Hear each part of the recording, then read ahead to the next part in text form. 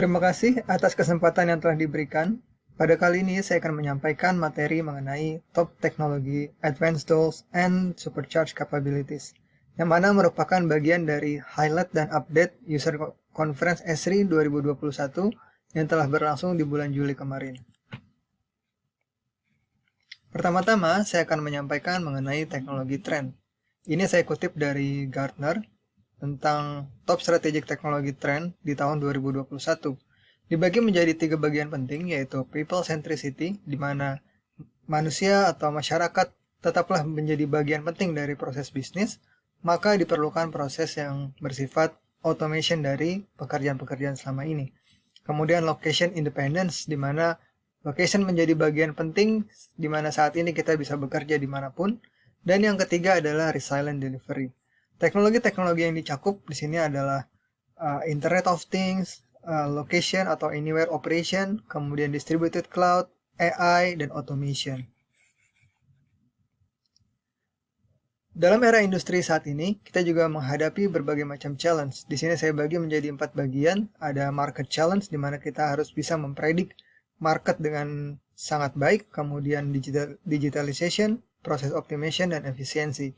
Kemudian juga ada tantangan lain seperti penggunaan advanced teknologi seperti AI, automation, digital twin, dan berbagai macam teknologi lainnya seperti sensor. Kemudian juga saat ini kita dihadapkan pada sebuah tren teknologi di mana cloud menjadi sebuah bagian penting untuk menjalankan semua aktivitas kita yang terkait dengan teknologi. Selain itu, security juga menjadi faktor penting yang harus kita perhatikan atau menjadi sebuah tantangan, karena ketika data yang kita provide sudah semakin mudah untuk diakses, maka kita juga harus memikirkan bagaimana untuk mengamankan data tersebut dengan baik. ArcGIS memiliki sebuah visi sebagai comprehensive geospatial platform yang mendukung multiple communities. Artinya dapat digunakan oleh semua komunitas, baik itu profesional maupun NGO maupun government. Di sini ada 3 aspek besar, yaitu mapping and location services, analytics, dan geo-enabled system. Selain itu, kami juga mendukung yang namanya interoperability dengan menjadikan ini sebagai sebuah open platform dan sangat friendly untuk para developer mengembangkan platform ini ke tahapan yang lebih advance. Beberapa teknologi advancing yang kami miliki terdapat beberapa hal, yaitu AI dan machine learning, kemudian ada 3D visualization, BIM integration, real-time analysis, kemudian ada imagery dan remote sensing analysis. Pada kali ini saya mungkin akan membahas beberapa hal, terutama khususnya terkait dengan cloud teknologi.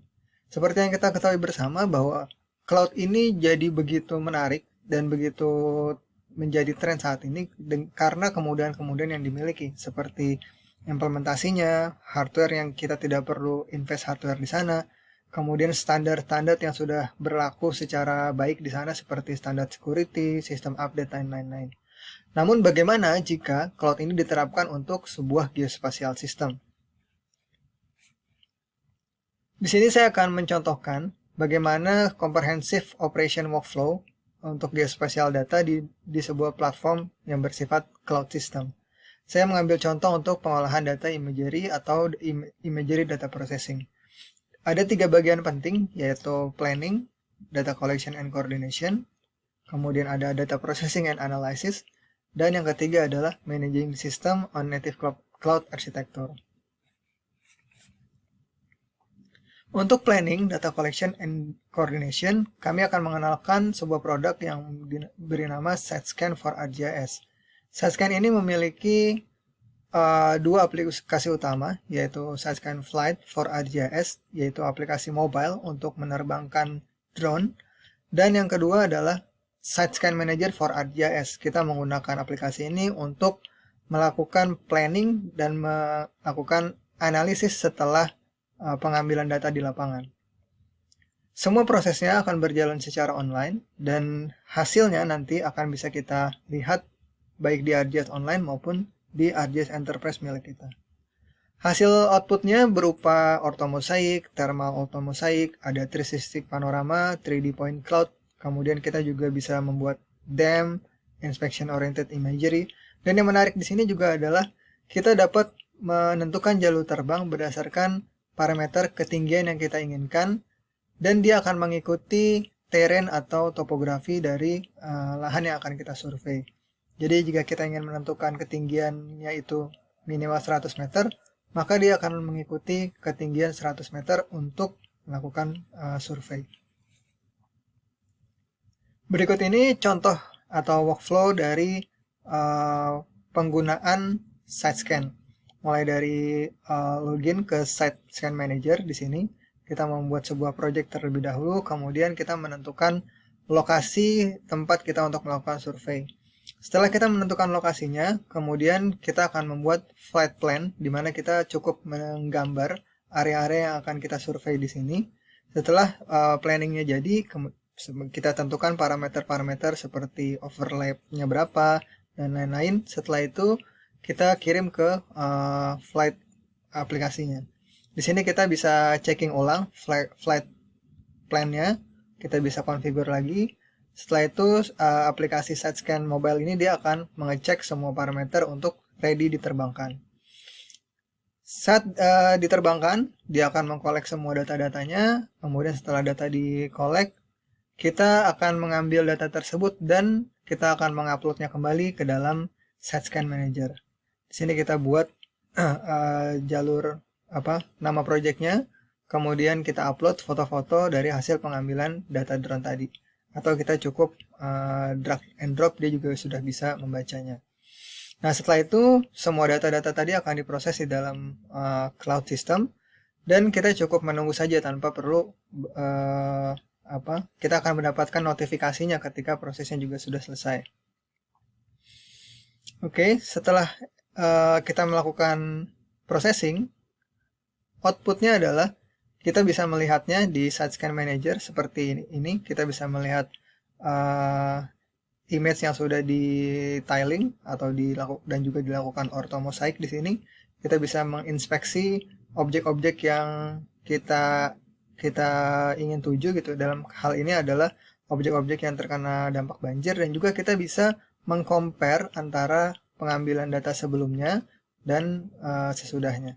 Selain itu, kita juga bisa menampilkannya dalam format 3 dimensi seperti ini. Dan tentunya kita juga bisa mengolah data itu lebih lanjut menggunakan raster analysis misalnya di ArcGIS Pro.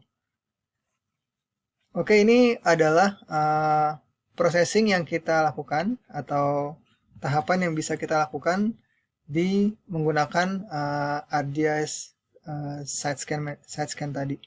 Dan beberapa use case implementasi yang bisa kita gunakan adalah kita bisa menerapkannya di berbagai macam industri seperti di arsitektur, engineering, and construction untuk planning, design, progress tracking, quality control, dan sebagainya. Dan penerapan use case ini saya yakin nantinya akan semakin banyak tergantung dari keinginan Bapak Ibu sekalian di sini untuk bisa men-share bagaimana kebutuhan penggunaan drone ini dan pengambilan datanya, sehingga akan semakin banyak use case yang bertambah untuk bisa diutilisasi dengan maksimal. Tahap selanjutnya, setelah kita mengkolek data, kita juga bisa melakukan data processing dan analisis langsung di cloud atau di dalam hal ini adalah ArcGIS Online. Saya yakin Bapak Ibu semua sekalian sudah mengetahui bagaimana penggunaan ArcGIS Online, dan di tahun ini kami menambahkan sebuah capability untuk bisa melakukan analisis imagery langsung di ArcGIS Online, baik itu dalam pembuatan tiling dari sebuah imagery maupun dalam melakukan analisis seperti analisis raster dan analisis secara deep learning. Berikut ini adalah output yang bisa dihasilkan, mulai dari hosting data-data imagery tersebut, kemudian menjadikannya sebagai dynamic mosaic ataupun tile data, dan itu semua dilakukan secara on the fly. Kemudian yang terakhir adalah menganalisis hasilnya.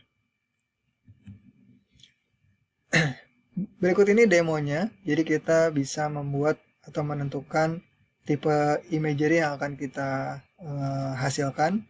Terus tipe-tipe datanya, misalnya ada world view, raster, dan sebagainya. Kita masukkan data drone kita di sini. Kemudian kita mengisi title, tag, dan lain sebagainya. Dan akan menghasilkan data tilenya langsung di ArcGIS Online seperti ini. Datanya kita bisa lihat seperti ini. Ini adalah survei di wilayah Sumba. Kita bisa lihat hasilnya dan kita bisa melakukan analisis. Misalnya di sini sudah tersedia beberapa tools analisis yang ready to use. Artinya kita bisa langsung pakai seperti monitoring vegetasi, kemudian mengekstrak datanya. Dan jika kita punya model spasial kita sendiri, kita pun bisa membuatnya langsung di ArcGIS Online. Nah, dalam hal ini saya sudah buat sebelumnya ekstrak near infra ke atribut data, dan ini pun cukup dengan graphical mode saja tanpa perlu ada coding sama sekali. Setelah modelnya jadi, kita bisa running dan memasukkan parameter untuk melakukan analisisnya secara on the fly. Selain itu, ada juga kemampuan deep learning, di mana kita bisa memasukkan model kita atau model yang ready yang sudah disediakan oleh S3 untuk misalnya melakukan object detection, classification, dan lain sebagainya. Oke, itu adalah penggunaan dari ArcGIS Imagery, ArcGIS Image for ArcGIS Online, di mana kita bisa bisa melakukan pengolahan data raster secara on the fly. Beberapa use case implementasinya yang bisa kita gunakan, mulai dari pembuatan suitability model, kemudian mungkin ada farming suitability, forest inventory, oil spill detection bahkan gitu. Karena sangat dynamic, kita bisa buat model kita sendiri dan kita implementasikan di dalam platform ini.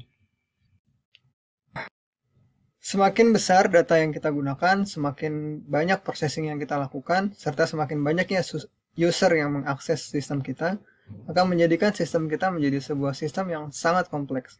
Ketika sistem tersebut menjadi sangat kompleks, maka kita akan memiliki tantangan-tantangan yang lain, seperti misalnya bagaimana memanage sistem tersebut, bagaimana melakukan scale up jika ada banyak request yang terjadi di saat yang bersamaan, ataupun bagaimana manajemen network dan lain-lain. Untuk itulah, Cloud Native Architecture akan menjadi solusi yang tepat untuk mengatasi sebuah sistem yang sangat besar dan kompleks tersebut. ArcGIS Enterprise on Kubernetes merupakan platform dari ArcGIS Enterprise yang berbasis Cloud Native Architecture, di mana saat ini bisa dideploy di Amazon AWS ataupun di Microsoft Azure dan di IBM OpenShift. Kedepannya kita juga akan mendukung deployment di dalam Google Cloud Platform. Apa sih kelebihan dari ArcGIS Enterprise on Kubernetes ini? Jadi secara tampilan atau nanti secara UI UX-nya akan tetap sama seperti yang kita lihat pada umumnya, namun yang berbeda adalah sistem back-end di belakangnya, di mana ArcGIS Enterprise on Kubernetes ini menerapkan sistem distributed computing architecture seperti microservices, kemudian mengakibatkan dia nantinya akan sangat mudah untuk di scale up atau di scale down. Kemudian juga karena ini merupakan aplikasi berbasis Cloud Native Architecture, dia juga sudah mendukung yang namanya DevOps Operation. Berikut ini adalah fitur-fitur yang dimiliki. Semua fitur secara ArcGIS Enterprise akan sama, tapi yang berbeda adalah secara benefit menggunakan arsitektur dari Cloud Native ini. Mulai dari mudah untuk di-upgrade nantinya, kemudian dia sudah otomatis high available, mudah diintegrasikan dengan sistem yang lain, dan sebagainya. Nah, mungkin kita bisa lihat sekilas dulu, apa sih itu microservices, mungkin bagi yang belum terlalu familiar. Jadi pada umumnya, aplikasi-aplikasi yang dibangun secara tradisional itu menggabungkan database, services, middleware, semuanya di dalam satu server sendiri. Nah, microservices ini memisahkannya menjadi services-services kecil yang dia itu nantinya saling berkolaborasi. Dan kenapa dilakukan seperti itu? Karena jika nanti service tersebut salah satunya misalnya ada yang bermasalah atau yang trouble, itu tidak akan mempengaruhi keseluruhan sistemnya. Nah, Mungkin ini sebagai gambaran umumnya ya. Jadi nantinya setiap dari services-services yang berasal dari misalkan web service-nya kah, atau geocoding service-nya, portalnya, dan lain-lain, itu akan menjadi aplikasi-aplikasi yang berdiri dalam satu kontainer sendiri. Nah, dari setiap kontainer-kontainer ini nantinya akan terorkestrasi di dalam Kubernetes cluster. Jadi ketika ada satu sistem yang nantinya down, dia akan otomatis ada backupnya. Kemudian yang kedua, dia juga akan otomatis tidak akan mempengaruhi sistem yang lainnya, sehingga sistem lain akan bekerja secara normal. Berikut ini adalah fitur-fitur utamanya, mulai dari nantinya kita dapat dengan mudah melakukan update software, kemudian melakukan scaling, CPU-nya berapa, ataupun juga memonitor progres dari atau status dari sistem yang kita miliki. Jadi mulai dari memori yang terpakai, data yang tersimpan, dan lain sebagainya. Oke, jadi itu yang bisa saya sampaikan dari update dan teknologi tren yang ada saat ini. Mudah-mudahan bisa bermanfaat bagi Bapak Ibu semua sekalian. Kurang lebihnya saya mohon maaf. Terima kasih.